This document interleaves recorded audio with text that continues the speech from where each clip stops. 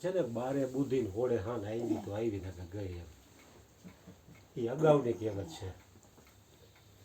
અત્યારે 6 એ છોકરું, 12 બુદ્ધિ, હોળે હાન, 20 વાન, 25 પહેલવાન, 30 ટીબી, 37 શમશાન.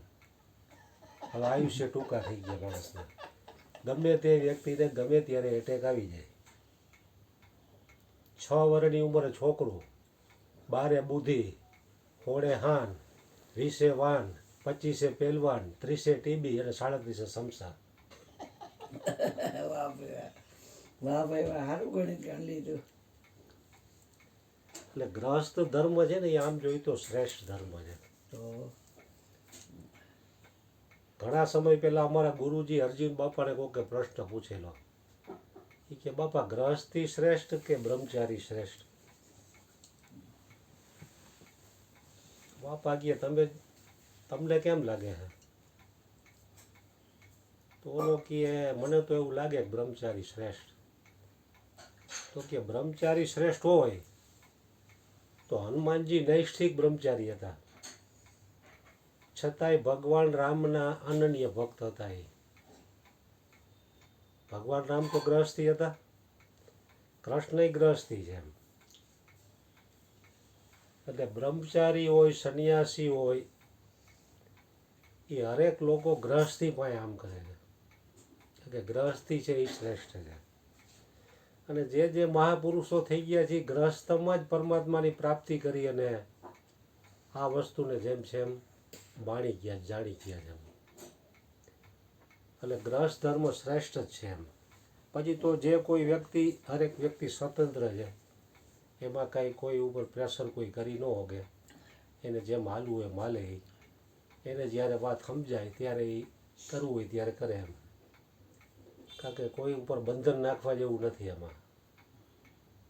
એટલે ગ્રહસ્થ ધર્મ છે એ શ્રેષ્ઠ છે. સંતો મહાપુરુષો અને અવતારી પુરુષો પણ ગ્રહસ્થી હતા એમ. એટલે એનો અર્થ પાછો એવો નથી કે બ્રહ્મચારી છે એ નીચો છે. બ્રહ્મચારી એની રીતે હોય તો આ હનુમાનજી નૈષ્ઠિક બ્રહ્મચારી હતા, તો રામ જેવાને એને ઋણી રાખ્યા એવી એની નિષ્કામ ભક્તિ હતી એમ. એટલે એને કાંઈ જોતું નહોતું ને રામની એવી અનન્ય ભક્તિ એને કરી એમ.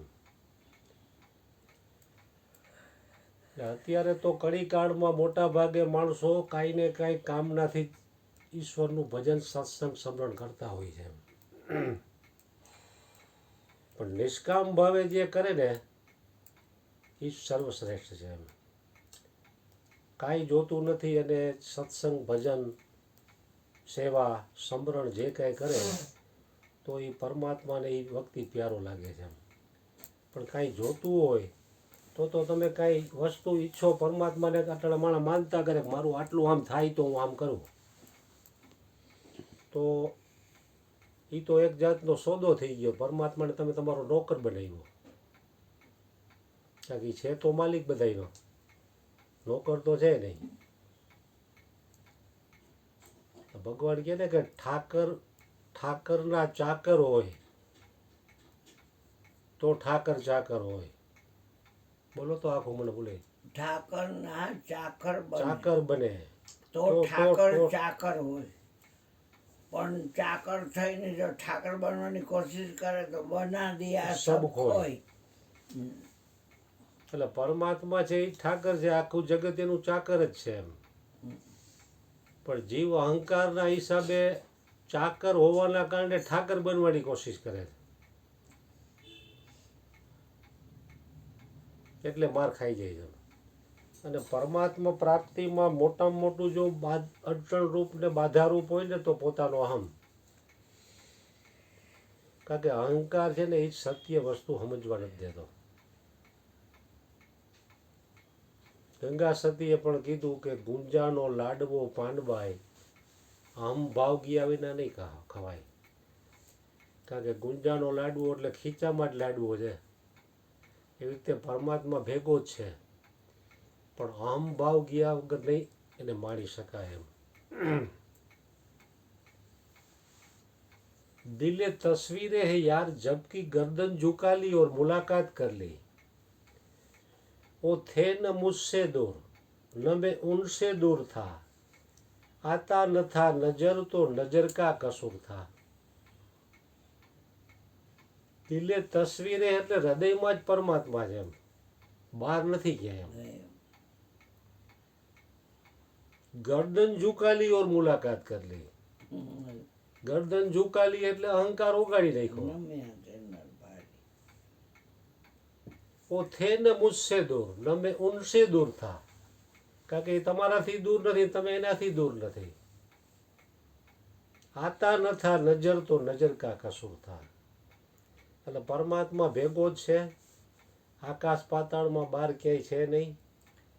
એક મેં સબ અને સબ મેં એક. પણ આ જીવને આદિ અનાદિથી ભ્રાંતિ થઈ જાય કે બીજે ક્યાંક પરમાત્મા છે એમ. હવે એ તો હરિગુરુ સંતોનો સંગ થાય અને એ તમને જેમ જેમ ઓળખાણ કરાવે કે ભાઈ જેને ગોતશી તું પોતે છો, તો એમાં જો એનો વિશ્વાસ આવી જાય તો બેડો પાર થાય. જેવી રીતે હરણની નાભીમાં જ કસ્તુરી હોવાના એને ખબર નથી, એને એવી ભ્રાંતિ થઈ છે કે બહારથી મને ખુશ્બુ આવે એટલે બહાર દોડે છે. અને બહાર દોડે છે ને એનો કોઈ શિકાર કરી નાખે, અથવા સિંહ એનો શિકાર કરી નાખે, અથવા કોઈ શિકારી બાણ મારીને એનું મૃત્યુ નિપજાવી દે. પણ એને જ જ્યાં ખબર પડી જાય કે આ જે કંઈ ખુશ્બુ આવે છે એ મારી નાભીમાંથી જ આવે છે, તો એને બહાર ક્યાંય દોડાદોડી કરવાની રહેતી નથી. એ તો 4 પગવાળું પશુ છે, એને કોણ સમજાવે? પણ મનુષ્યને સમજાવવો પડે છે. 84 લાખ યોનિઓમાંથી એક ફક્ત અને ફક્ત મનુષ્યને સમજાવવા માટે જ આટલા સંતો, આટલા શાસ્ત્રો, એના અલગ અલગ પુસ્તકો, એ બધા એના માટે જ છે. પરમાત્માએ વિશેષ બુદ્ધિ મનુષ્યને જ આપી છે, કારણ કે મનુષ્ય ધારે એને કબજે કરી શકે. 10-15 ટનનો હાથી હોય તો એને એવડો એ યુક્તિથી પકડી અને સર્કસમાં એ ધારે એવા ખેલ કરાવી શકે. 1.5 ફૂટના અંકુશથી ખળબળ રાખીને હાથણી મૂકીને અને એ હાથણીમાં આકર્ષિત કરીને પછી એની પાસે ભૂખો રાખીને પછી ખેલ કરાવડાવે. તો 50-60 કિલોનો માણા 1.5-2 ટનના હાથીને કબજે કરી શકે છે અને ધાયરા ખેલ એની પાસે કરાવી શકે છે. આવી બુદ્ધિ છે મનુષ્ય પાસે વિશેષ. પણ છતાંય મનુષ્ય પાસે આટલી વિશેષ બુદ્ધિ હોવા છતાં અહંકારના કારણે એ પાછો પડે છે. કોફી રામ